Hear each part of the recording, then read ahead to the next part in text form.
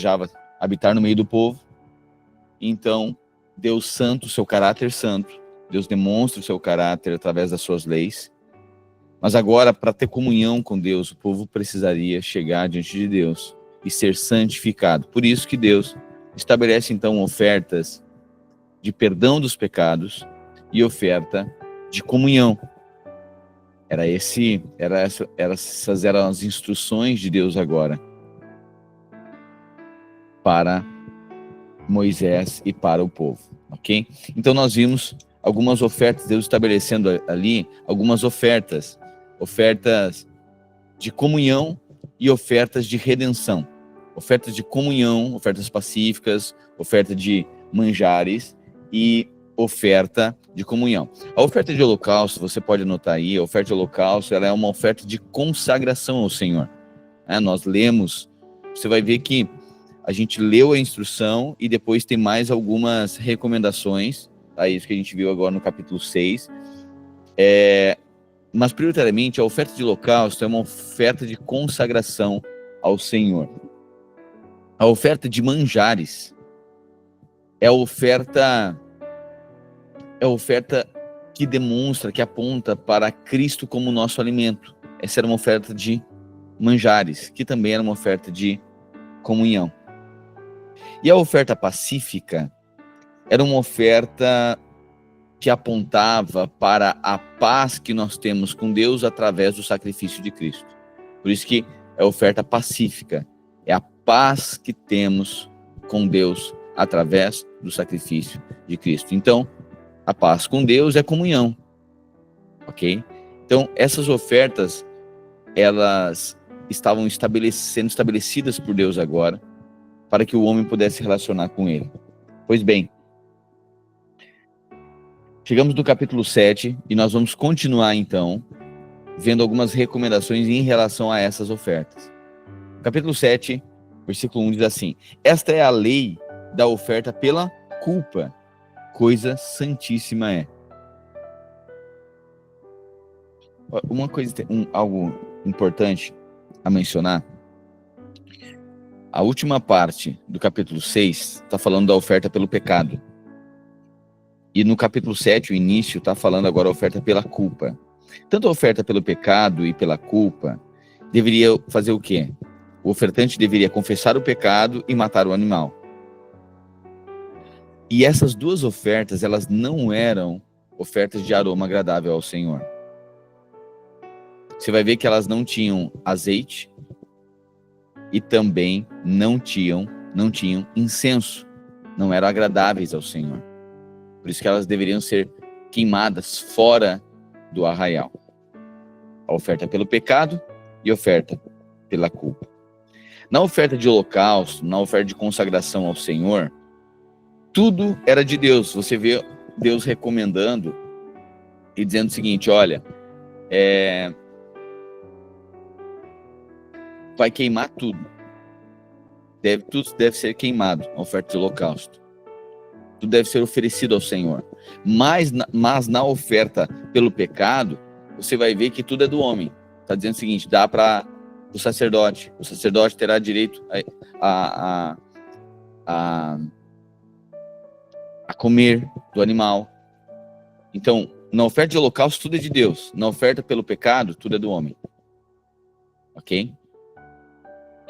E aí, agora no capítulo 7, então, ele está descrito os procedimentos em relação a alguns detalhes a mais da oferta pela culpa, ok? Então, a oferta pela culpa não é uma oferta de cheiro agradável, de aroma agradável ao Senhor. Essa oferta, ela também deveria haver restituição, aponta aqui para a restituição, ok? A pessoa que cometesse o pecado deveria restituir a pessoa que sofreu o dano. Esta é a lei da oferta pela culpa, coisa santíssima é. O animal da oferta pela culpa será imolado no local onde é imolado o animal do holocausto, e o seu sangue será aspergido por todos os lados do altar. Toda a sua gordura será oferecida, a cauda gorda e a gordura que cobre as vísceras, os 2 rins com a gordura que os cobre e que está perto dos lombos, e o lóbulo do fígado, que será removido com os rins. O sacerdote os queimará no altar como oferta preparada no fogo dedicado ao Senhor. É oferta pela culpa. Todo varão entre os sacerdotes poderá comê-la. Tá vendo? É do homem. Mas deve ser comida em lugar sagrado. É oferta santíssima. A mesma regulamentação aplica-se tanto à oferta pelo pecado quanto à oferta pela culpa. A carne pertence ao sacerdote que faz expiação pela culpa. Ok? Então, o sacrifício, imagine, leva um animal para ser ofertado, oferecido. Mas como é tanto oferta pelo pecado e pela culpa, o animal agora, depois de apresentado diante do Senhor, oferecido ao Senhor, e feita expiação pela culpa, o sacerdote agora poderia ficar com o couro do animal, ok? E poderia comer da carne do animal. O sacerdote, versículo 8. O sacerdote que oferecer um holocausto por alguém ficará com o couro do animal. Toda oferta cereal assada no forno ou cozida em uma panela ou assadeira pertence ao sacerdote que a oferecer. Toda oferta cereal amassada com azeite ou não pertence igualmente a todos os filhos de Arão. Esta é a regulamentação agora acerca do sacrifício de comunhão que pode ser apresentado ao Senhor. Se alguém o fizer por gratidão, então aqui a oferta agora de comunhão é a oferta de ações de graça, ok? Essa oferta de ações de graça, ela tipifica a santificação, ok? A santificação e a paz também, né? Porque nós temos paz com Deus através do sacrifício de Cristo Jesus. Então a oferta de comunhão é a oferta de gratidão pela santificação e a paz que nós recebemos através da justificação em Cristo Jesus, ok? Então, se quiser anotar aí, as ofertas de ações de graça, né, ou pacíficas, é uma oferta de ações de graças e tipifica a nossa justificação e a paz que temos com Deus. Essa é a regulamentação acerca do sacrifício de comunhão que pode ser apresentado ao Senhor. Se alguém o fizer por gratidão, então deverá oferecer com a sua oferta de gratidão roscas sem fermento amassadas com azeite ou pães finos sem fermento untados com azeite. Pães da melhor farinha bem amassados e misturados com azeite.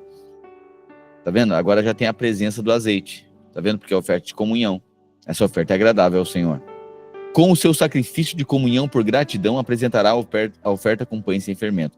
De cada oferta trará uma parte como contribuição ao Senhor, que será dada ao sacerdote que asperge o sangue das ofertas de comunhão. A carne do sacrifício de comunhão por gratidão será comida no dia em que for oferecida. Nada poderá sobrar até o amanhecer. Se, contudo, o seu sacrifício for resultado de um voto, ou for um sacrifício voluntário, a carne do sacrifício será comida no dia em que for oferecida. E o que sobrar poderá ser comido no dia seguinte. Mas a carne que sobrar do sacrifício até o terceiro dia será queimada no fogo. Se a parte da carne do sacrifício de comunhão for comida no terceiro dia, ele não será aceito. O sacrifício não será contado em favor de quem o ofereceu, pois a carne está impura. Quem dela comer sofrerá as consequências da sua iniquidade. A carne que tocar em qualquer coisa impura não será comida, será queimada no fogo. Qualquer outra carne poderá ser comida por quem estiver puro. Se, porém, alguém, estando impuro, comer da carne do sacrifício de comunhão que pertence ao Senhor, será eliminado do meio do seu povo. Se alguém tocar em alguma coisa impura, seja impureza humana, seja de animal, seja qualquer outra coisa impura e proibida, e comer da carne do sacrifício de comunhão que pertence ao Senhor, será eliminado do meio do seu povo. O Senhor disse a Moisés: diga aos israelitas, não comam gordura. Não comam gordura alguma de boi, carneiro ou cabrito. A gordura de um animal encontrado morto ou despedaçado por animais selvagens pode ser usada para qualquer outra finalidade, mas vocês não deverão comê-la. Olha o cuidado de Deus aqui com o povo, ok? Quem comer a gordura de um animal apresentado como oferta preparada no fogo ao Senhor será eliminado no meio do seu povo. Onde quer que vocês vivam, não comam o sangue de nenhuma ave nem de animal. Então, não era para comer a gordura e não era para beber o sangue, a vida, ok? Onde quer que vocês vivam, não comam sangue de nenhuma ave nem de animal. Toda pessoa que comer sangue será eliminada no meio do seu povo. Interessante, porque é tanta afronta ao Senhor que você vai ver algumas religiões oferecem sacrifícios e manda beber o quê? O sangue do animal. Era justamente o que não era para fazer. Você vê um antideus, né? Uma afronta, né? E Satanás pervertendo toda a lei de Deus. É o contrário. Então Deus disse, não comam da gordura dos animais, que aí Deus estava cuidando da saúde do povo, e nem bebam o sangue do animal. O Senhor disse a Moisés, diga aos israelitas, todo aquele que trouxer sacrifício de comunhão ao Senhor, deverá dedicar parte dele ao Senhor. Com as suas próprias mãos trará ao Senhor as ofertas preparadas no fogo. Trará a gordura com o peito e o apresentará ao Senhor como oferta movida diante deles. O sacerdote queimará a gordura no altar, mas o peito pertence a Arão e seus filhos. Vocês deverão dar a coxa direita do sacrifício de comunhão ao sacerdote como contribuição. O filho de Arão que oferecer o sangue e a gordura da oferta de comunhão receberá a coxa direita como porção. Do sacrifício de comunhão dos israelitas, tomei o peito que é movido ritualmente e a coxa que é ofertada e designei ao sacerdote Arão e aos seus filhos como porção perpétua tirada dos israelitas. Então, uma parte da oferta era destinada então a Arão e os seus filhos, aos sacerdotes, ok? Esta é a porção das ofertas preparadas no fogo ao Senhor, destinada a Arão e seus filhos no dia em que foram apresentados para servir ao Senhor como sacerdotes. Foi isso que o Senhor ordenou dar a eles, no dia em que foram ungidos entre os israelitas. É um estatuto perpétuo para suas gerações. Esta é a regulamentação acerca do holocausto, da oferta cereal, oferta pelo pecado, da oferta pela culpa, da oferta de ordenação e do sacrifício de comunhão. O Senhor entregou-a a Moisés no Monte Sinai, no dia em que ordenou aos israelitas que apresentassem as suas ofertas aos...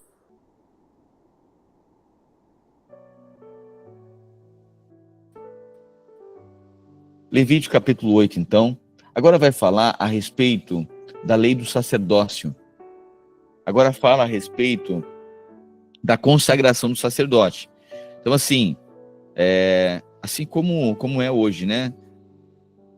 Deveria haver um reconhecimento e um respaldo da parte de Deus, uma ordenação, uma consagração. Existe uma direção para o serviço ministerial. É comum, assim, um pouco, né? Comum a gente ver muitas pessoas, às vezes, elas desejam fazer algo, mas sem uma direção. Elas desejam servir a algo, fazer algo para Deus, mas não tem uma direção, não tem uma coordenação. Elas estão de forma independente. E aí você vai ver que toda independência é um princípio espiritual celestial, é que tudo deve ser feito em conselho. Deus cria em conselho, Deus cria o homem em conselho. Então, às vezes não basta a gente ter uma boa intenção por fazer a obra de Deus, a gente precisa fazer a obra de Deus debaixo de uma direção, debaixo de submissão, de orientação. Então, existe, para a ordenação ministerial, existe agora um reconhecimento, precisa ter um testificar. Então, é um pouco comum a gente ver algumas pessoas, eu conheço pessoas que fizeram um curso pastoral pela internet, sei lá, um ano, eu acho, ou meses, aí receberam depois um diploma e um anel. E aí, uma vez chegaram para o pastor Adroaldo, pedindo para ele colocar o anel na mão dele, e porque ele era pastor. Aí você vai ver que é algo independente da cabeça dele. Que quando alguém é chamado, existe um testificar. Quando alguém é chamado por Deus, tem fruto. E quem é levantado por Deus tem uma palavra também. Existe uma palavra que respalda. Você vai ver que a pessoa carrega algo. Tem um testificar. Tem evidência. É bem verdade que não é só isso que que nos define, ou define aqueles que são chamados para o procedimento ministerial, a vocação ministerial. Não é somente esse reconhecimento, mas isso, não menos que isso. Porque tem tempo, vamos lá, se dependesse do reconhecimento dos judeus para Jesus, a gente vai ver que ele estava desqualificado, então, né, pelos judeus, porque eles estavam fora da direção de Deus. Mas para tantos outros existia um testificar de que ele era o Filho de Deus. Existiam muitas evidências de que eles eram filhos de Deus. Portanto, existia aqui um procedimento, Deus falando para Moisés, Moisés, existe um procedimento agora de ordenação e consagração para o sacerdócio. O que Deus queria? Deus queria que todo o povo fosse uma nação de reino e sacerdócio. Lembra disso que ele prometeu? Que ele disse para o povo que queria os fazer uma nação de reis e sacerdotes? Lembra-se disso? Só que o povo rejeitou. O povo diz, nós não queremos que Deus fale conosco. Nós queremos que Deus fale através de Moisés. O povo resistiu. O povo disse bem claro para Deus, nós não queremos ser sacerdotes. Nós não queremos. Nós não queremos falar diretamente com o Senhor. Nós não queremos ser responsáveis. Nós não queremos ter essa comunhão próxima. Eles rejeitaram o sacerdócio. Mas Deus, então, levanta os seus representantes. Mas aquilo que falhou no povo hebreu, aquilo que falhou lá com o povo judeu, Deus cumpriu em Cristo, dando para o cabeça, que é Cristo, um corpo. Portanto, nós em Cristo fomos feitos nação de reis e sacerdotes. Hoje a igreja é o cumprimento da vontade de Deus na terra. Deus queria relacionar. O povo hebreu diz, nós não queremos. Nós queremos a personalidade, nós queremos a persona Moisés. Fala com ele e fala conosco. Nós não queremos essa relação. Mas aquilo que foi rejeitado lá no Velho Testamento, no Novo Testamento, é a evidência, é a tradução da vontade de Deus. Nós somos uma nação de reis e sacerdotes. É por isso que nós podemos chegar diante de Deus, apresentar as nossas causas, as causas dos nossos parentes, as causas daqueles que estão perto de nós, interceder diante de Deus. E o Senhor nos respalda, o Senhor nos responde. Você flui na unção de rei e sacerdote. Isso é maravilhoso, nós podemos ter comunhão com Deus. E é interessante que existe então esse sacerdócio universal de todos os crentes, nós somos representantes. Mas para isso precisa sempre haver uma orientação, não pode fazer algo sem direção, sem testificar no corpo, não pode fazer de forma independente. E a gente já vai ver alguns exemplos a respeito disso. No capítulo 8, Deus diz então a Moisés, traga Arão e os seus filhos as vestes deles, o óleo da unção, o novilho para oferta pelo pecado.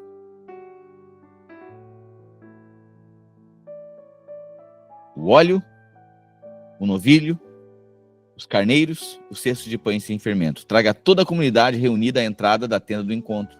Moisés fez conforme o Senhor lhe tinha ordenado, e a comunidade reuniu-se à entrada da tenda do encontro. Então Moisés disse à comunidade, foi isso que o Senhor mandou fazer. Depois Moisés apresentou Arão e os filhos dele à frente e mandou-os lavar com água. Pôs a túnica em Arão, colocou nele o cinto e o manto, e pôs sobre ele o colete sacerdotal.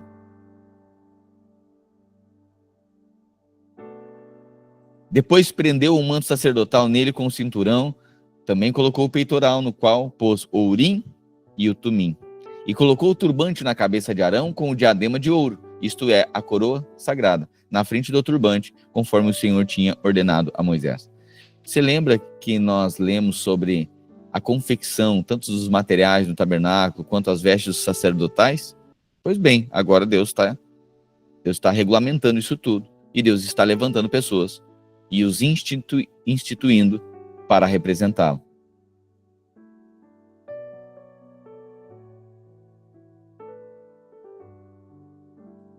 túnica, a gente vê, né? A túnica é de linho fino. Isso aponta para justiça. Você vai ver em Apocalipse, vestes de linho fino. São atos de justiça. Isso mostrava o caráter justo de Deus. Nós já estamos vestidos de linho fino. Nós estamos vestidos com as vestes da justiça de Cristo. O cinto apontava para firmeza e perseverança. Era um caráter sacerdotal. Firme, convicto, carrega e persevera na ordenação de Deus. Sabe, o manto, você vai ver que aponta para o aspecto celestial. O manto aponta para o aspecto divino, celestial do nosso chamado. Não puramente não puramente humanos, mas capacitados da divindade. E aí, nós continuamos, versículo 10. Depois Moisés pegou o óleo da unção, ungiu o tabernáculo, e tudo que nele havia, e assim os consagrou. Aspergiu 7 vezes um pouco de óleo sobre o altar, ungindo o altar e todos os seus utensílios, bem como a bacia com seu suporte para consagrá-los. Derramou parte do óleo da unção sobre a cabeça de Arão para ungí-lo e consagrá-lo. Moisés então apresentou aos filhos de Arão à frente, vestiu-o com as túnicas e com os cintos e colocou gorros neles, conforme o Senhor lhe tinha ordenado. Em seguida trouxe o novilho para a oferta pelo pecado, e Arão e os novilhos dele puseram as mãos sobre a cabeça do novilho. Moisés imolou o novilho, pegou o sangue e com o dedo pôs um pouco do sangue em todos os chifres do altar para purificá-lo. Derramou o restante do sangue na base do altar e assim consagrou para fazer expiação por ele. Moisés apanhou também toda a gordura que cobre as vísceras, o lóbulo do fígado e os 2 rins e a sua gordura, e os queimou no altar. O novilho, porém, com o seu couro, a sua carne, o seu excremento, ele queimou fora do acampamento, conforme o Senhor lhe tinha ordenado. Então apresentou o carneiro para o holocausto, e Arão e os seus filhos colocaram as mãos sobre a cabeça do carneiro. A seguir, Moisés imolou o carneiro e aspergiu o sangue em todos os lados do altar. Depois cortou o carneiro em pedaços, queimou a cabeça, os pedaços e a gordura. Lavou as vísceras e as pernas e queimou o carneiro inteiro sobre o altar. É holocausto, oferta de aroma agradável ao Senhor. É oferta preparada no fogo conforme o Senhor lhe havia ordenado. A seguir apresentou o outro carneiro, o carneiro para oferta de ordenação. Arão e os seus filhos puseram as mãos sobre a cabeça do carneiro. Moisés imolou o carneiro e pôs um pouco do sangue no lóbulo da orelha direita de Arão, no polegar da sua mão direita e no polegar do seu pé direito. Moisés também apresentou os filhos de Arão e sobre cada um pôs um pouco de sangue no lóbulo da orelha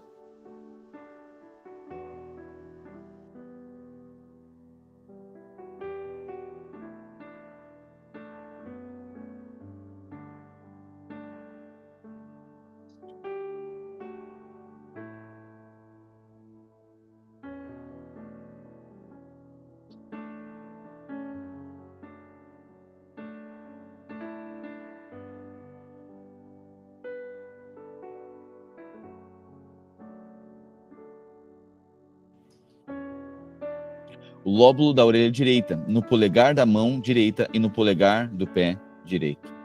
Aspergiu o restante do sangue por todos os lados do altar. Apanhou a gordura, a cauda gorda, toda a gordura que cobre as vísceras, o lóbulo do fígado, os 2 rins e a sua gordura e a coxa direita. Do cesto de pães sem fermento que estava diante do Senhor, apanhou um pão, uma rosca preparada com azeite e um pão fino, e os colocou sobre as porções de gordura e sobre a coxa direita. Colocou tudo nas mãos de Arão e dos filhos dele e apresentou esses alimentos como oferta movida diante do Senhor. Depois Moisés os pegou de volta nas mãos deles e queimou tudo no altar em cima do holocausto, como oferta de ordenação de aroma agradável, oferta preparada ao Senhor.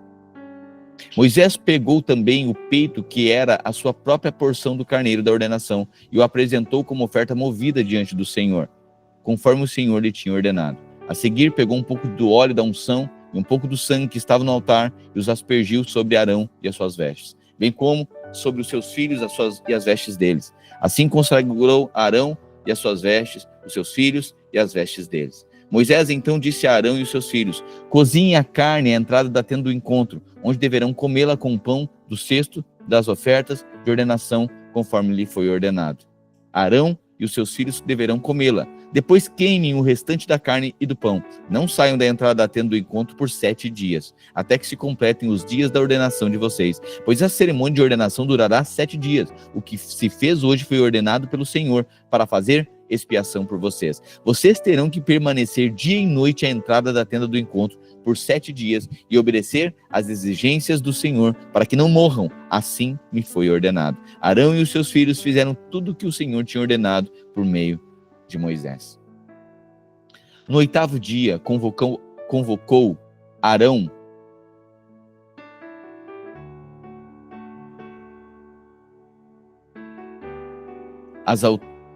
os filhos dele e as autoridades de Israel, e ele disse a Arão: pegue um bezerro para oferta pelo pecado e um carneiro para o holocausto, ambos sem defeito, e apresente diante do Senhor. Depois diga aos israelitas: traga um bode para oferta pelo pecado, um bezerro e um cordeiro, ambos de 1 ano sem defeito para o holocausto, e um boi e um carneiro para oferta de comunhão, a fim de sacrificá-los diante do Senhor, bem como oferta de cereal amassado com azeite, pois hoje o Senhor aparecerá a vocês. Levaram então tudo que Moisés havia ordenado para a frente da tenda do encontro, e a comunidade inteira aproximou-se e ficou em pé diante do Senhor. Moisés lhe disse: foi isso que o Senhor ordenou que façam, para que a glória do Senhor apareça a vocês. Moisés disse a Arão: aproxime-se até o altar e apresente a sua oferta pelo pecado e o seu holocausto, e faça expiação por você mesmo e pelo povo. Apresente a oferta pelo povo e faça expiação por ele, conforme o Senhor ordenou. Arão se aproximou do altar e imolou o bezerro como oferta pelo pecado em favor de si mesmo. Os seus filhos levaram-lhe o sangue, e ele molhou o dedo no sangue e o pôs nos chifres do altar. Depois derramou o restante do sangue na base do altar, onde queimou a gordura, os rins e o lóbulo do fígado da oferta pelo pecado, conforme o Senhor tinha ordenado a Moisés. A carne e o couro, porém, queimou fora do acampamento. Depois imolou o holocausto, os seus filhos lhe entregaram o sangue, e ele o aspergiu de todos os lados do altar. Entregaram-lhe em seguida o holocausto, pedaço por pedaço, com a cabeça, e ele os queimou no altar. Lavou as vísceras e as pernas e as queimou em cima do holocausto sobre o altar. Depois Arão apresentou a oferta pelo povo, pegou o bode para a oferta pelo pecado do povo e imolou como oferta pelo pecado, como fizera com o primeiro. Apresentou o holocausto e ofereceu-o conforme a ordenança. Também apresentou a oferta de cereal, pegou um punhado dela e a queimou no altar, além do holocausto da manhã. Imolou o boi e o carneiro como sacrifício de comunhão pelo povo. Os seus filhos levaram-lhe o sangue, e ele aspergiu por todos os lados do altar. As porções de gordura do boi e do carneiro, a cauda gorda, a gordura que cobre as vísceras, os rins e o lóbulo do fígado, eles puseram em cima do peito, e Arão queimou essas porções de gordura no altar. Em seguida, Arão apresentou o peito e a coxa direita do animal como oferta movida diante do Senhor, conforme Moisés tinha ordenado. Depois, Arão ergueu as mãos em direção ao povo e abençoou. Tendo oferecido a oferta pelo pecado, o holocausto e a oferta de comunhão, desceu. Assim Moisés e Arão entraram na tenda do encontro. Quando saíram, abençoaram o povo, e a glória do Senhor apareceu a todo o povo. Saiu fogo da presença do Senhor, que consumiu o holocausto e as porções de gordura sobre o altar. Quando todo o povo viu isso, gritou de alegria e prostrou-se com o rosto em terra. Irmão, você consegue perceber o tanto de coisa poderosa? Às vezes a gente gosta de ver filmes da Marvel, né? Os desenhos da Marvel, os filmes da Marvel, os super-heróis. Não tem nada mais poderoso do que isso. É fogo descendo do céu, consumindo o holocausto. Você imagina a festa do povo vendo isso acontecer? Coisa poderosa, né? Milagrosa. Mas você vê, era um nível de relação. A relação do povo era de ver a manifestação de poder, mas eles não queriam desfrutar da comunhão. Hoje, nossos olhos não estão... Nós somos, assim, pelo Espírito Santo, pelo Espírito de Deus, nós percebemos o que é mais importante para Deus. Deus não estava carente de mostrar poder, embora ele pudesse fazê-lo. Deus estava desejoso em ter comunhão. Portanto, hoje nós amadurecidos, percebemos que mais importante do que manifestação de poder é a comunhão com o Senhor. Amém? Essa é a comunhão. É isso que Deus desejava. Vamos lá. Você pega aí, qual é o prazer de um pai? O prazer de um pai é que o filho o reconheça pelos seus troféus? É isso? Você deseja chegar em casa e aí o filho está aplaudindo: meu pai, você é incrível, você é performático, uau, como eu gosto de ver o senhor trabalhando como trabalha, fazendo o que faz, e as suas medalhas, ele quer falar. É isso? Não. Você vai ver que nenhum filho tem prazer em falar das medalhas do pai se esse pai não estiver presente. Assim também, Deus, como nosso pai, ele criou-nos para desfrutar da comunhão. Da comunhão. Gente madura gosta da comunhão. Gente espiritual gosta, deseja, desfruta da comunhão. Gente matura gosta de milagre. Pastor, nós não gostamos. Amém, nós gostamos, isso faz parte, sim. Mas gente só quer um milagre, não quer a relação. Esse é imaturo na fé. Ele só quer os benefícios do milagre, mas não quer os frutos da relação. Pois bem, Deus institui agora esses sacerdotes para representá-los diante do povo, já que o povo não quis esse sacerdócio universal, rejeitou o sacerdócio universal.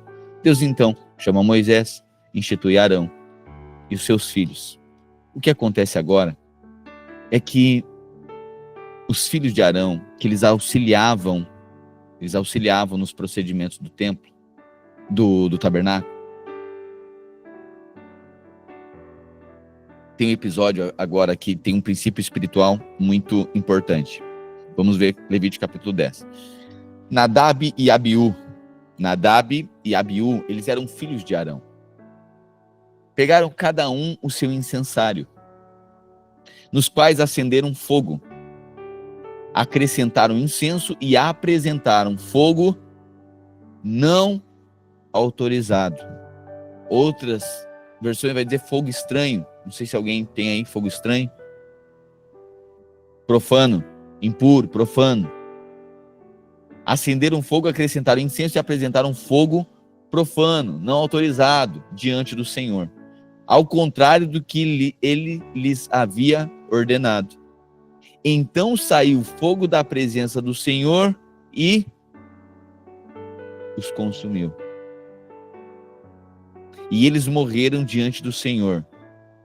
Moisés disse a Arão: foi isso que o Senhor disse: aos que de mim se aproximam, santo me mostrarei, à vista de todo o povo, glorificado serei. Arão, porém, ficou em silêncio. Então Moisés chamou Misael e Eusafã, filhos de Uziel, tio de Arão, e lhes disse: aproximem-se e tirem os seus primos da frente do santuário e levem-nos para fora do acampamento. Eles se aproximaram e puxaram pelas túnicas para fora do acampamento, conforme Moisés tinha ordenado. Então Moisés disse a Arão e aos seus filhos Eleazar e a Itamar: não andem despenteados nem rasguem as roupas, senão vocês morrerão, e a ira do Senhor cairá sobre toda a comunidade. Os seus parentes, porém, todos os israelitas poderão chorar por aqueles que o Senhor destruiu pelo fogo. Não saiam da entrada da tenda do encontro, senão vocês morrerão, porque o óleo da unção do Senhor está sobre vocês. Eles fizeram conforme Moisés tinha ordenado. Depois o Senhor disse a Arão: você e os seus filhos não devem beber vinho, nem outra bebida fermentada antes de entrar na tenda do encontro. Caso contrário, vocês morrerão. É um estatuto perpétuo para as suas gerações. Vocês têm que fazer separação entre o santo e o profano, entre o puro e o impuro, e ensinar aos israelitas todos os estatutos que o Senhor lhes deu por meio de Moisés. Então Moisés disse a Arão e aos filhos que lhe restaram, Eleazar e Itamar: peguem a oferta de cereal que restou das ofertas preparadas no fogo, dedicadas ao Senhor, e tratem de comê-la sem fermento junto ao altar, pois é santíssima. Comam-na em um lugar sagrado, porque é a porção que lhes foi designada, a você e aos seus filhos, das ofertas preparadas no fogo, dedicadas ao Senhor. Assim me foi ordenado. Você, os seus filhos e as suas filhas poderão comer em lugar cerimonialmente puro o peito oferta movida pelo sacerdote e a coxa ofertada. Essa porção foi designada a você e aos seus filhos como parte do sacrifício de comunhão dos israelitas. A coxa ofertada e o peito da oferta movida pelo sacerdote devem ser trazidos e as porções de gordura das ofertas preparadas no fogo para serem apresentados como oferta movida diante do Senhor. Essa será a porção como estatuto perpétuo para você e os seus filhos, conforme o Senhor tinha ordenado. Quando Moisés procurou por toda parte o bode da oferta pelo pecado e soube que já fora queimado, irou-se contra Eleazar e Itamar, os filhos de Arão, que restaram, e perguntou: por que vocês não comeram a carne da oferta pelo pecado no lugar santo? É santíssima, foi dada a vocês para retirar a culpa da comunidade e fazer expiação por ela diante do Senhor. Como o sangue do animal não foi levado para dentro do lugar santo, vocês deviam tê-lo comido na área do santuário, conforme eu ordenei. Arão respondeu a Moisés: hoje eles apresentaram a oferta pelo pecado e o seu holocausto diante do Senhor. No entanto, com essas coisas que me sobrevieram, será que o Senhor teria considerado bom se eu tivesse comido a oferta pelo pecado hoje? Ao ouvir isso, Moisés ficou satisfeito. Importante, dentre tantas coisas importantes aqui, quero mencionar o cuidado que nós devemos ter em proceder na vida cristã. Sabe, quando a gente faz as coisas independentes, isto é fogo estranho diante do Senhor. Independência é fogo estranho diante do Senhor. Na vida com Deus, na vida como igreja, nós precisamos nos atentar à vida feita e vivida, a vida vivida debaixo de orientação. Pastor, o Espírito Santo fala comigo. Claro que o Espírito Santo fala. E ele vai testificar no corpo. Você é membro de um corpo. Por isso que é tão importante. Tem algumas pessoas que elas acham pouco importante fazer parte do corpo de Cristo, membros do corpo de Cristo. Elas acham, não faz diferença nenhuma, né?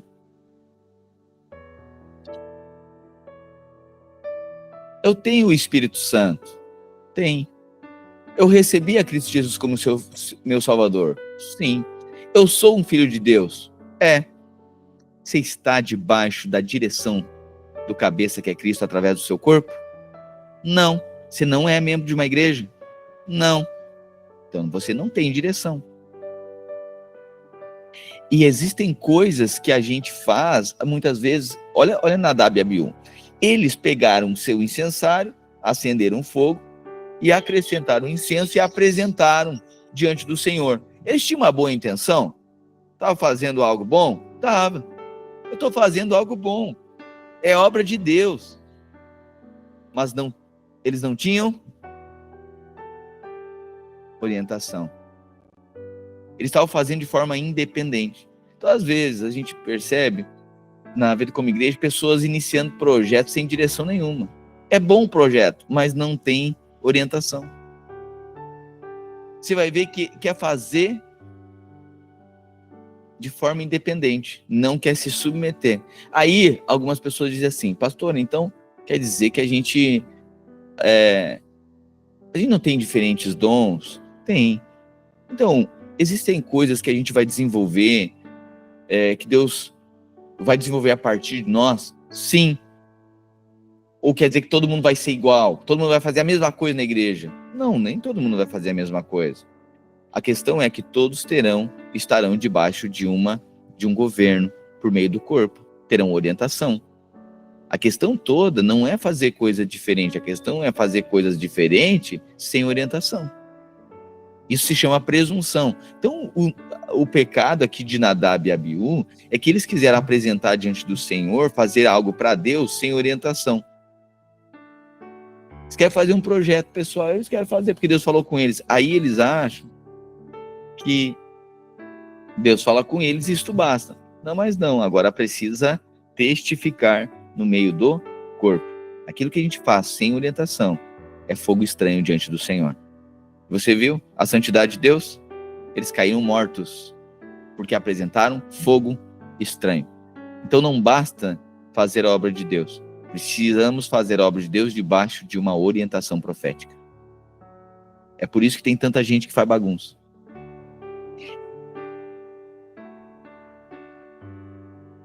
Só para você saber. Esse irmão, essa pessoa, não anda conosco, mas anos atrás, coisa assim de... Deixa eu me lembrar aqui. Coisa de 15 anos atrás, mais ou menos. Esse que se auto-intitulou pastor pela internet aí, né? Ele montou uma igreja para ele e colocou culto todo dia. Todo dia tinha culto. E aí juntou lá uma galera do final da fila, uma galera tanto diferente lá. Ok, foi passando o tempo, imagina, não tinha direção de Deus, não tem uma palavra. Isso foi problema para a vida dele. Aí começam a apresentar, porque no começo parece que isso é aprovação de Deus. Tá todo mundo ali celebrando, vendo o culto e tal, motivado. Ok, mas depois tu tem que ter uma palavra que sustenta, porque no dia mal não é palma que resolve os teus conflitos.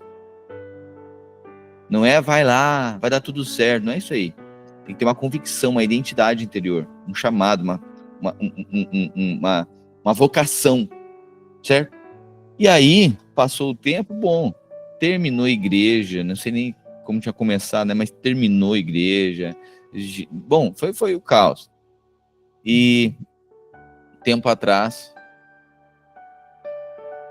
esse aí, que se auto-intitulou pastor, depois ele começou a relacionar, e um tempo atrás, a pessoa que viveu com ele por 12 anos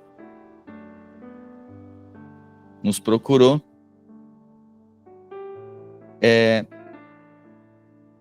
porque ele não quis casar com ela. Então, assim, você vai ver algo totalmente... Por que a pessoa quer andar independente? Porque ela não quer fazer, não quer estar debaixo de um governo. Ela não quer, ela quer fazer as coisas da cabeça dela. Aí eles arrumam uma teologia para eles. Você está entendendo o grande problema? É fogo estranho. Aí tem morte na relação, tem algo fora da direção de Deus, tem insubmissão, mas parece que não, Deus falou comigo. Exatamente, Angélica. Por isso que para Deus disse lá para eles, olha, vocês querem oferecer sacrifício, mas você não obedece, então é melhor obedecer do que sacrificar. Então, às vezes a gente quer fazer alguma coisa para Deus, mas não quer fazer debaixo de direção. Então, o que vale mais para Deus? Seja obediente. Né? Vamos lá, um filho desobediente que vem entregar um presente para você, você tem mais prazer no presente ou na obediência dele? Por que para Deus é diferente? Deus tem prazer na obediência. Amém? Tem que ter uma direção de Deus. Por isso que é importante. Tem gente que eles faz o projeto. Ele faz... Comecei algo lá. Ok, mas começou debaixo de orientação? Começou debaixo de supervisão? É bem verdade, irmãos. Não é a obra de Deus não é para ser um controle, né? Mas também não é anarquia, não é sem governo. Não é para ser um controle excessivo que ninguém pode fazer coisa nenhuma. Claro que sim. Mas tem que ter um testificar no corpo, porque senão vira uma bagunça. Aplica isso para sua casa. Seus filhos, não, eu estou com um projeto. Diz, não, mas agora nós todos aqui estamos juntando esses recursos que nós estamos pagando, nós compramos a casa e nós estamos pagando a parcela da casa. E todo mundo nessa casa tem uma direção, vai ser assim. Não, eu não. Eu quero fazer outra coisa que Deus me falou, que eu quero comprar um navio. Mas filho, mas não faz sentido fazer navio se nem a casa nós temos, filho. Não, mas tem um chamado. Mas que chamado, filho? Tá fora da direção. Não, mas Deus falou comigo. Bom, a pessoa que usa esse argumento que Deus falou com ela, quem é que diz que não? É complexo, sabe? Tem umas coisas que as pessoas divinizam, espiritualizam, mas tá totalmente fora da direção. Irmão, então tá. No Novo Testamento, Deus fala. Deus fala no Novo Testamento? Deus fala conosco, sim ou não? Tá bom. Sozinho? Independente? Então, se Deus falou, tem que testificar no corpo. Só isso. Para ser recebido como um membro, a gente não busca o testificar do corpo? Sim ou não? Tá bom. E a pessoa, para deixar de ser membro, não tem que testificar? Tem que testificar também. Você tá vendo? Então tem coisa que se testifica ou não testifica no corpo, a gente precisa perceber isso. Não testifica o que o irmão está fazendo, a forma que o irmão está procedendo. Daí a pessoa diz assim, não, mas Deus falou comigo. Tá, ok, Deus fala contigo, mas não testifica no corpo. Não é assim que Deus fala agora no Novo Testamento. No Novo Testamento Deus fala e é testificado no corpo. Por isso que aquilo que você quiser proceder, peça orientação. Mas olha só, mais uma vez, os olhos precisam ser bons. Se os olhos não for bons, alguém pode dizer assim, nossa, que controle. Eles dizem que a gente tem que compartilhar só a nossa vida. Não, filho, você pode viver no Egito, independente da forma que você quiser. Agora, se vai vir no corpo de Cristo, sabe que é dessa forma que Deus fala, através da sua igreja, do seu corpo. Amém. A pessoa, não, quero, faz bagunça e não pergunta. Não pergunta para fazer, mas para resolver, quem é que vai ter que resolver? Os irmãos, a igreja. Aí dizem, que tem que perguntar. Não tem, filho, não tem. Só que se você está ligado no corpo de Cristo, o corpo, ele não anda independente. Todos nós estamos ligados em Cristo. E a gente não faz nada independente. Já pensou?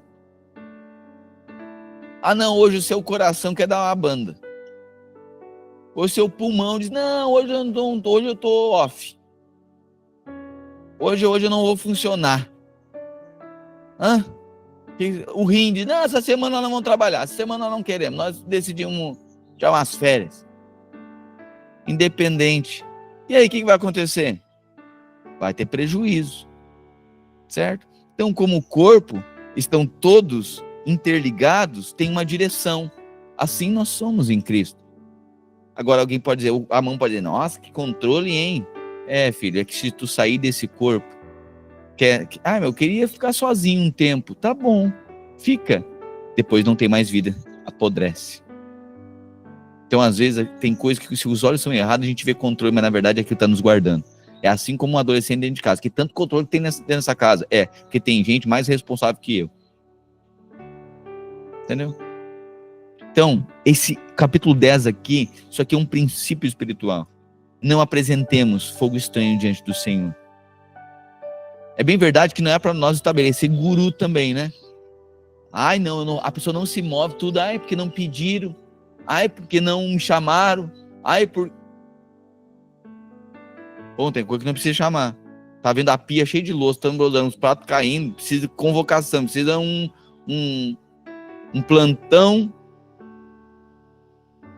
para avisar a notícia. Vamos lá, uma reunião, os filhos, gente da nossa casa, nós precisamos conversar sobre coisas que estão acontecendo aqui.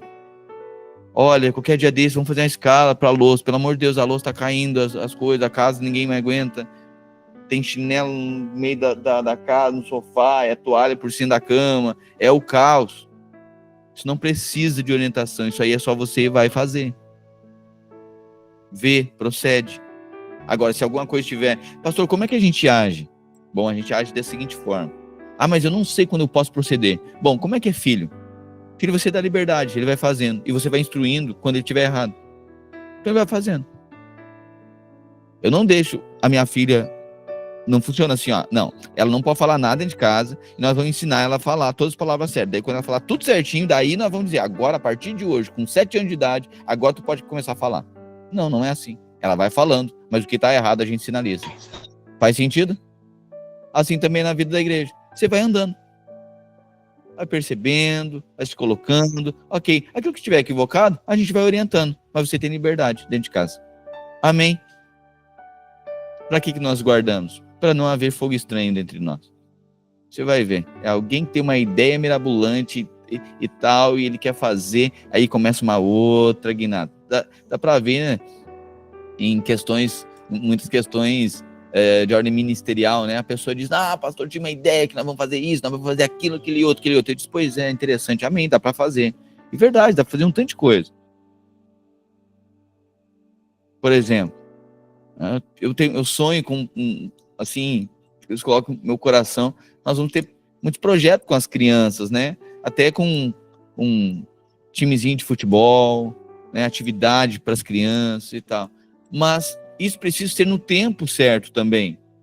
Alguém pode dizer, não, eu tinha uma ideia de fazer isso aqui. Ok, mas aí vai canalizar. Tem outras coisas que a pessoa não é responsável.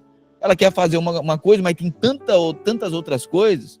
A pessoa quer fazer algo que, normalmente, pessoas sem direção, eles querem fazer algo que não precisa da relação. É algo resolutivo, mas não é redentivo. Eles adoram fazer o sopão. Mas tornar aquela pessoa um irmão e conviver todo dia com ele, aí não quer não. Por quê? Porque fazer o sopão é resolutivo, mas andar junto e tornar irmão é redentivo. E aí, para ser redentivo, é muito mais desafiador. Para cuidar de gente é muito mais desafiador. Por isso que é muito melhor, pastor, vamos fazer um evento e fazer outro evento. As pessoas adoram os eventos. Pois é, porque evento tem hora para acabar e hora para terminar, mas filho é para sempre. Por isso que nós somos uma igreja de filhos e uma família de discípulos. Porque são vínculos de redenção. E nesse caminhar junto, nessa instrução do Senhor, a gente vai sendo aperfeiçoado pela sua palavra. E não somos independentes. Não é um controle, mas também não é uma anarquia. Existe um governo, que é o Espírito, que testifica no corpo. É assim que uma família saudável anda e vive. É assim que a sua casa... isso é a igreja? Não, deve ser a sua casa. Ou cada um faz o que quer? Cada um chega a hora que quer, faz o que quer, come o que quer. É assim? Bom, se é isso, você perdeu a sua casa. Não tem governo. Não tem direção nenhuma. A mesa precisa ser valorizada. As relações precisam ser valorizadas. E precisa haver responsabilidade dentro dessa casa. Amém. Capítulo 11. O Senhor disse a Moisés e a Arão: digam aos israelitas, de todos os animais que vivem na terra, estes são os que vocês poderão comer. Qualquer animal que rumina, cujo casco seja fendido e partido em dois. Qualquer animal que rumina, cujo casco seja fendido e partido em dois. Vocês não poderão comer aqueles que só ruminam, nem os que só têm o casco fendido. O camelo, embora rumine, não tem o casco fendido. É impuro para vocês. O írax, embora rumine, não tem casco fendido. É impuro para vocês. A lebre, embora rumine, não tem casco fendido. É impura para vocês. O porco, embora tenha casco fendido e partido em dois, não rumina. É impuro para vocês. Vocês não comerão a carne desses animais, nem tocarão no cadáver deles, são impuros para vocês. De todas as criaturas que vivem nas águas do mar e dos rios, vocês poderão comer as que possuem barbatanas e escamas.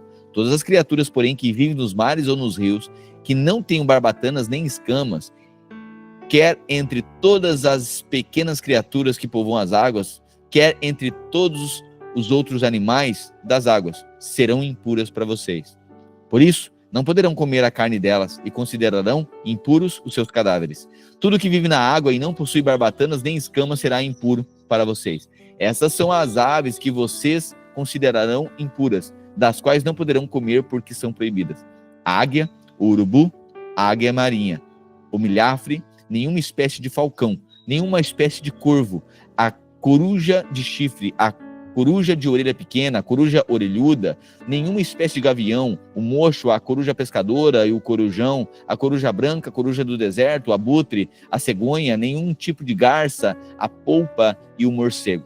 Todas essas pequenas criaturas que enxameiam, que têm asas e se movem pelo chão, serão impuras para vocês. Dessas, porém, vocês poderão comer aquelas que têm pernas articuladas de saltar no chão. Delas vocês poderão comer qualquer espécie de locusta, gafanhoto migrador, grilo e gafanhoto devorador. Todavia, os outros insetos com asas que andam sobre quatro patas serão impuros para vocês. Por meio delas, vocês ficarão impuros. Todo aquele que tocar nos seus cadáveres ficará impuro até entardecer.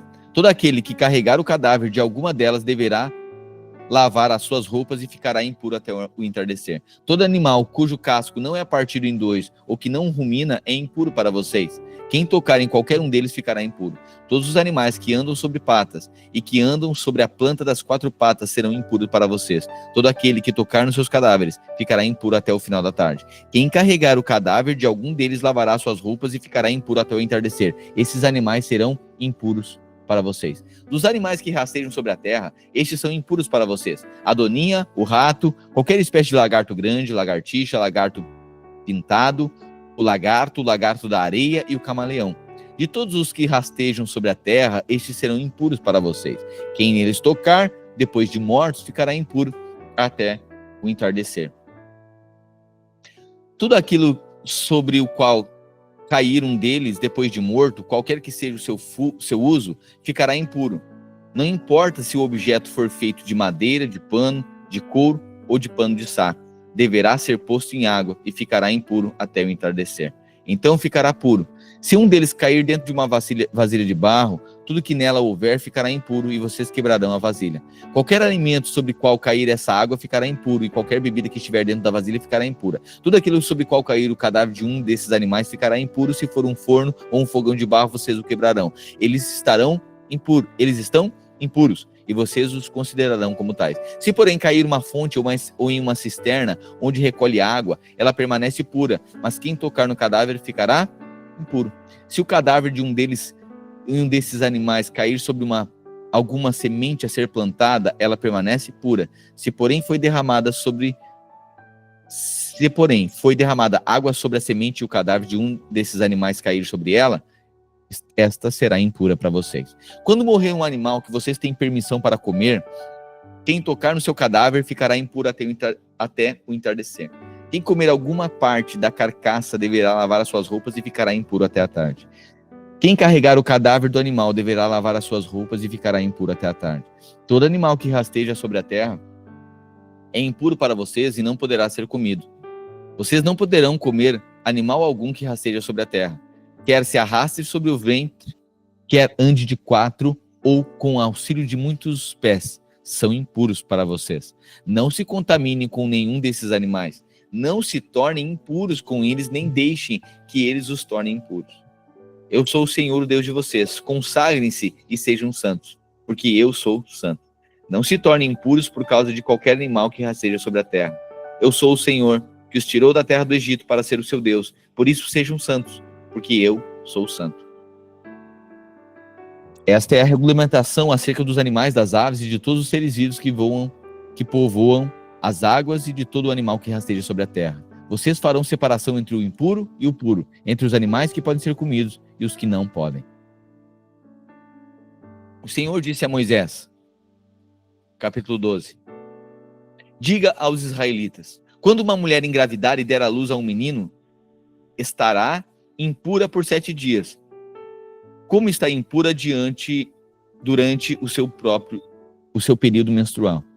No 8º dia, o menino será circuncidado. Então a mulher lembra? 8º dia, o menino deveria ser circuncidado. Então a mulher aguardará 33 dias para ser purificada do seu sangramento. Não poderá tocar em nenhuma coisa sagrada, nem poderá ir ao santuário, até que se completem os dias da sua purificação. Se der à luz a uma menina, estará impura por 2 semanas, como durante o seu período menstrual. Nesse caso, aguardará 66 dias para ser purificada do seu sangramento. Quando se completarem os dias da sua purificação pelo nascimento de um menino ou de menina, ela trará ao sacerdote à entrada da tenda do encontro um cordeiro de 1 ano para o holocausto e um pombinho ou uma rolinha para a oferta pelo pecado. O sacerdote o oferecerá ao Senhor para fazer expiação por ela, que ficará pura do fluxo do seu sangramento. É a regulamentação para a mulher que der à luz a um menino ou uma menina. Se ela não tiver recursos para oferecer um cordeiro, poderá trazer 2 rolinhas ou 2 pombinhos, um para o holocausto e outro para a oferta pelo pecado. Assim, o sacerdote fará expiação e ela ficará pura. Amém? É até aqui?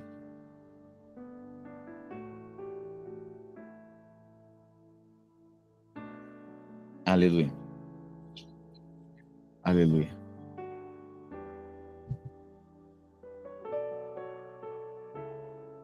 Aleluia.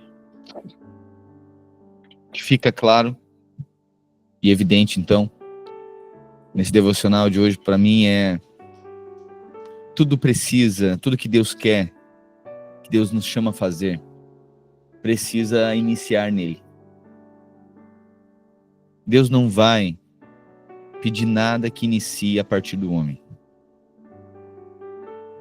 Deus vai pedir aquilo que já inicia nele. Ele é o alfa e o ômega.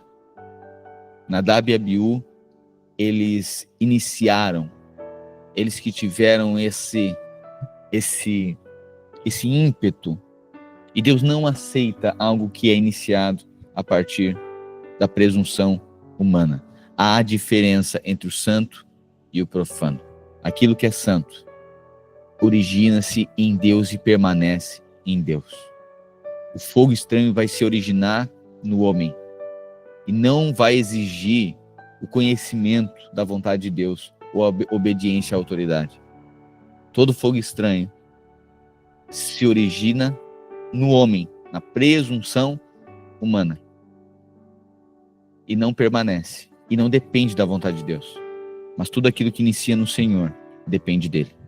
Amém. Tudo aquilo que nós fazemos origina do Senhor e depende que o Senhor estabeleça. Por isso que é uma obra, por isso que são pessoas, por isso que são pessoas às vezes acham que devem ser levantadas no momento que elas querem. Isso é fogo estranho. Tem gente que acha que eu deveria, agora é a minha vez de liderar. É a minha vez. E parece, né, que, imagina, todos nós somos chamados à responsabilidade. Nós vivemos um tempo, uma sociedade que despreza muito e foge de responsabilidade. Querem coisas rápidas, mas sem responsabilidade.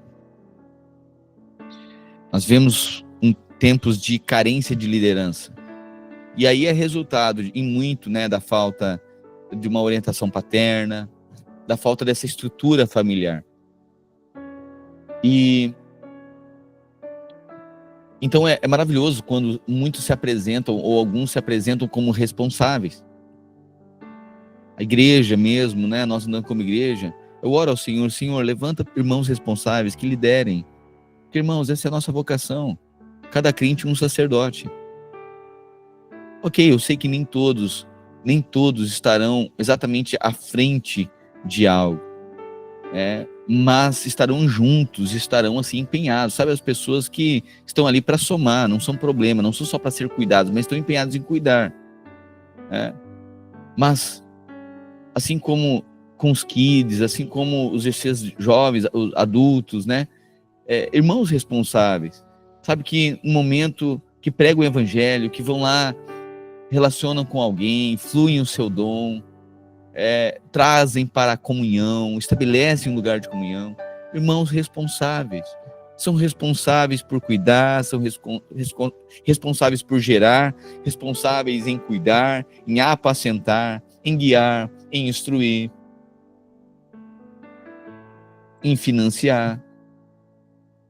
Eu fico feliz porque o Senhor tem nos levantado como uma igreja de irmãos responsáveis em tudo. Você vai ver que os irmãos que mais investem, nós que mais investimos, são aqueles os que mais colocam recursos, são aqueles que mais cuidam, que mais se dedicam, que mais apacentam irmãos. Você vai ver. Que abrem as suas casas. Você vai ver que gente fiel, quem mais entrega, mais se doa. Você vai ver. A pessoa que só quer fazer, às vezes, eu já fiquei muito incomodado com isso, né? Algumas pessoas dizem assim, não, tem um chamado para ser investidor do reino. Ele é investidor do reino, mas ele não quer cuidar de nada. Por quê? Porque é muito mais fácil entregar algo do que ofertar alguém. Entendeu? Muito mais fácil.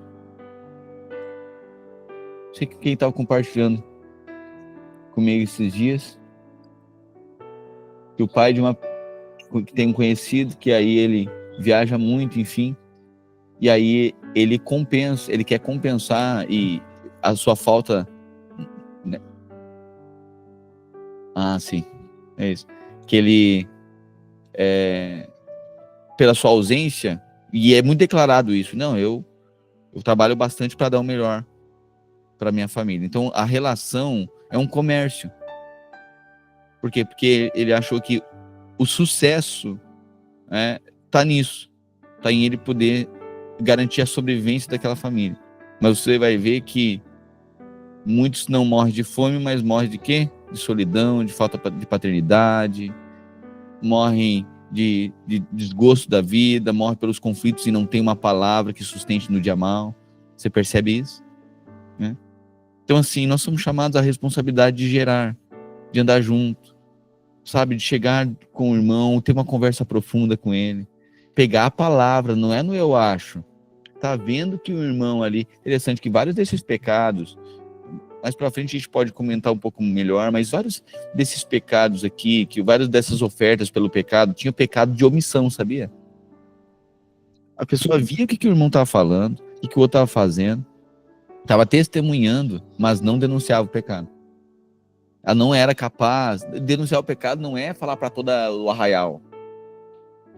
Não é ir para o Facebook, ir para o Instagram. Não é isso. É falar para a pessoa. Dizer, olha aqui o que tu está fazendo, a forma, isso que tu está me falando aqui está errado. Isso precisa falar. Se tu quer falar isso aqui, nós vamos falar na luz, tá? Por ser teu irmão, eu tenho compromisso. Não vou ter o pecado de omissão, não. Eu sou responsável por guardar a tua vida. E eu não quero que a nossa relação se torne... Nós vivemos como família, mas não tornamos a nossa relação familiar. Uau! Nós vivemos como família, mas não tornamos a nossa relação familiar. Olha que loucura isso. Que paradoxo isso. Por quê? Porque qual é a familiaridade? É tornar tudo profano, comum. É comum. A gente acha que a gente está ali em torno, não está em torno de um conselho divino. A gente acha que a gente é unido pela nossa sensação de aprovação através dessa nossa amizade.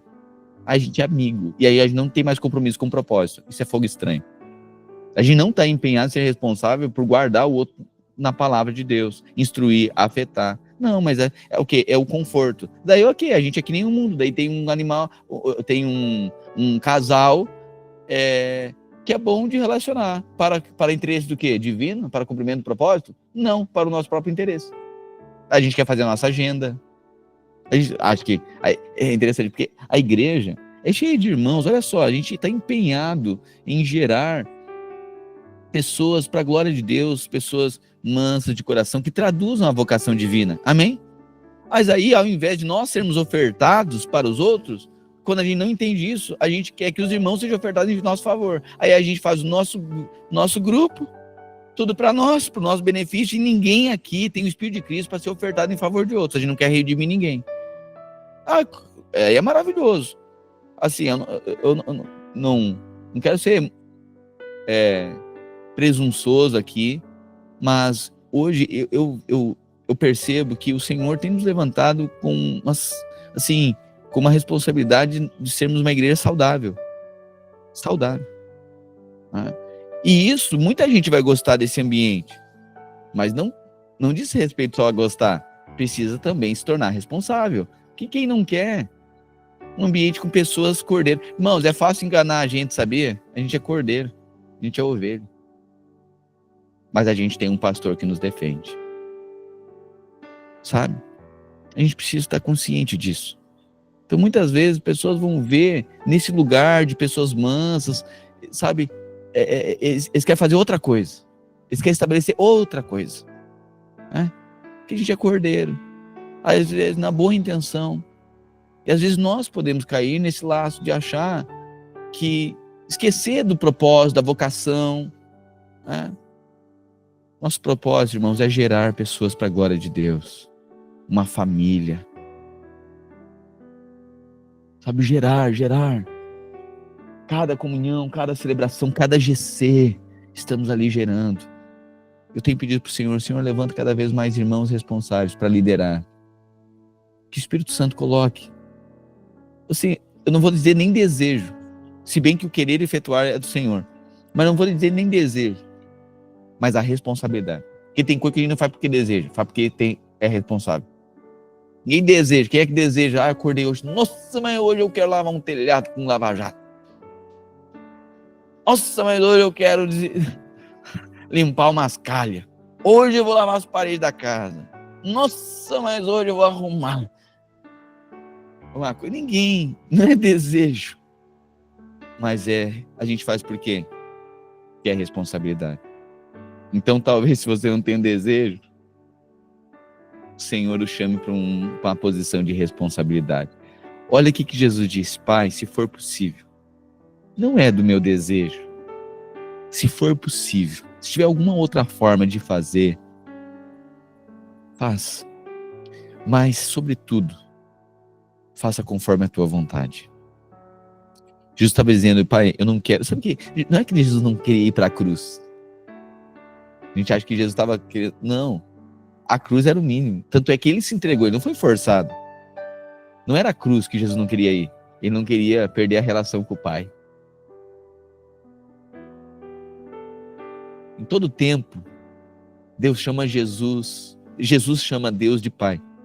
Ele ensina a orar, né? Quando orarem, Pai nosso, Pai, Pai, meu Pai, toda autoridade foi me dada do céu pelo meu Pai. Tudo é o Pai, ele fala com o Pai. Mas na cruz, Jesus não chama Deus de Pai. Ele diz assim: Deus meu, por que me desamparaste? Na cruz, a relação foi cortada. Porque ele se fez pecado. E Deus não tem relação com o pecado. Mas a relação do Filho, Jesus, foi cortada na cruz. Ele que tinha relação, abortou a relação, cortou a relação, perdeu a relação, para que nós que não tínhamos relação, pudéssemos ser ligados a Cristo, ao Senhor.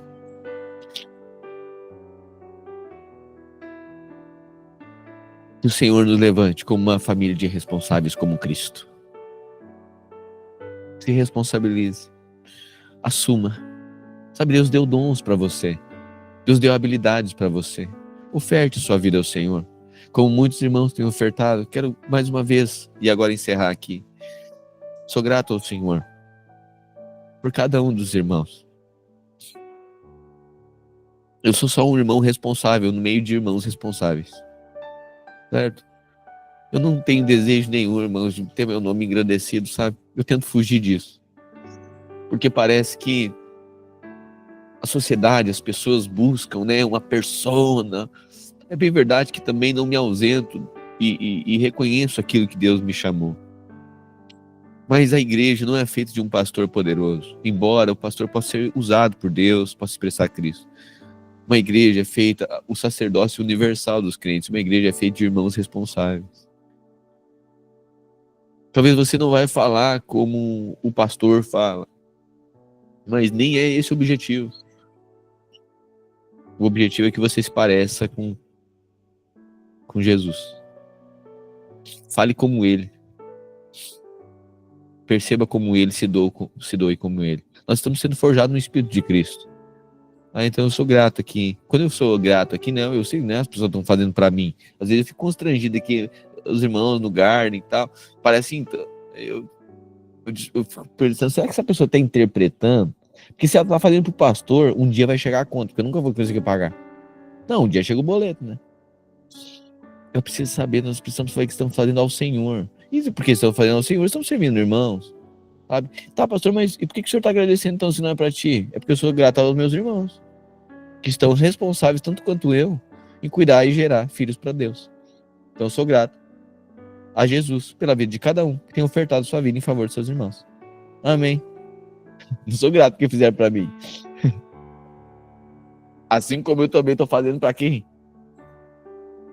Entendeu? Faço ao Senhor, mas em favor de quem? Dos irmãos. Então cada madrugada, agora mesmo a gente voltou, a gente chegou 2h pouca da manhã. Irmãos, chegar 2h pouca, meu Deus, parece loucura, né? Pois é, mas se não for assim, como é que a gente gera para a glória de Deus? Não sei como. Algumas pessoas dizem, parece loucura.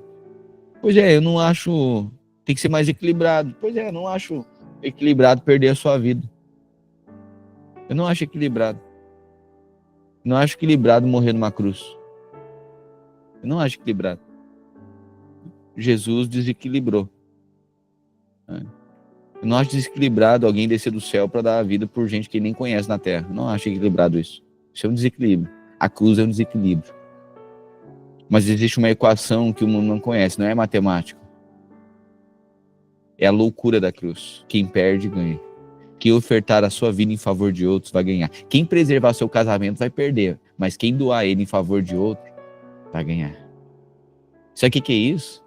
É muitas vezes abrir mão do outro, de estar com o outro. De às vezes não ter o filho perto, às vezes não ter a esposa, não ter o esposo, porque está servindo, está lá nos kids, está lá servindo outra gente, está lá falando, está lá servindo gente que não conhece. Enquanto tem o outro que tem que ficar com o filho dele para ele tentar ganhar outros. Meu Deus, parece uma inconsequência. Pois é, o mundo está tentando ganhar os seus, está perdendo.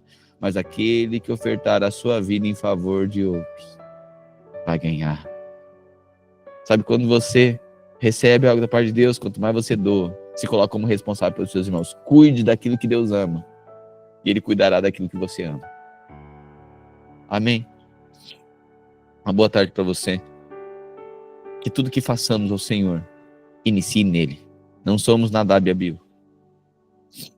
Nós somos atentos ao Espírito. Conduzido pelo Espírito. Lembra Jesus? Ô Jesus, multiplica o vinho, faltou vinho. Ele diz, não é chegada a minha hora. Aqui não é fogo estranho. Não é na hora que eu quero, é na hora que Ele quer. Amém? Alfa e ômega. Inicia nele e conclui nele.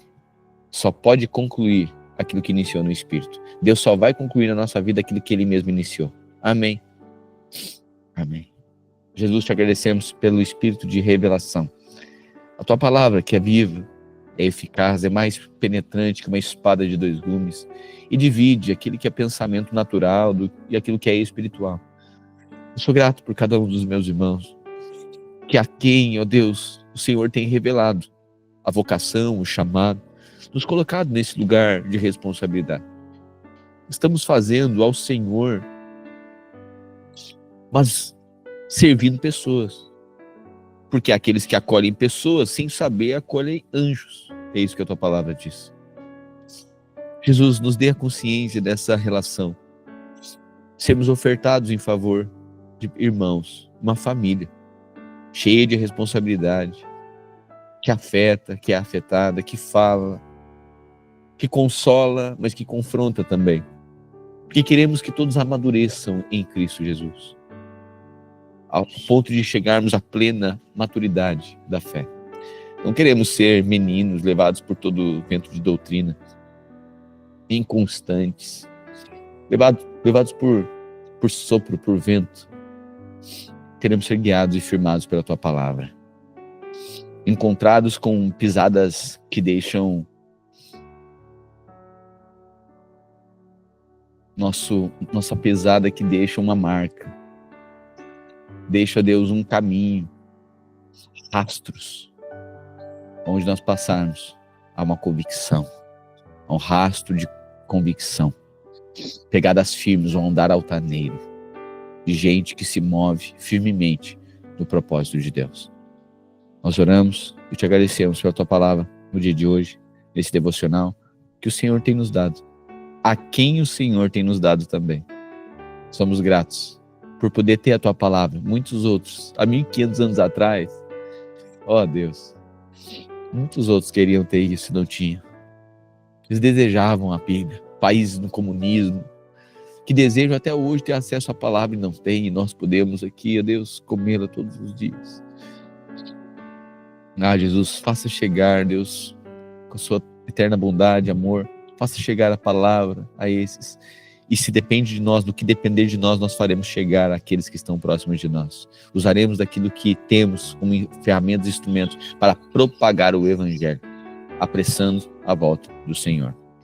Em nome de Jesus, amém e amém. Bem, queridos, boa tarde para você, bom trabalho. Ok? Que o Senhor renove suas forças aí.